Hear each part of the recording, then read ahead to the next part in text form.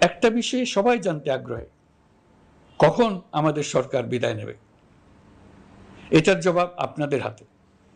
কখন আপনারা আমাদেরকে বিদায় দেবেন? আমরা কেউ দেশ শাসনের মানুষ নই। আমাদের নিজ নিজ পেশায় আমরা আনন্দ পাই।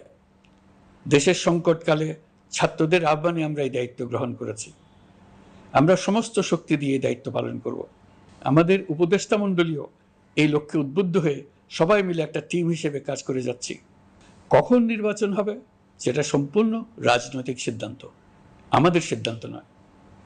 দেশবাসীকে ঠিক করতে হবে আপনারা কখন আমাদেরকে ছেড়ে দেবেন। আমরা ছাত্রদের আহ্বানে এসেছি, তারা আমাদের প্রাথমিক নিয়োগকর্তা। দেশের আপামর জনসাধারণ আমাদের নিয়োগ সমর্থন করেছে।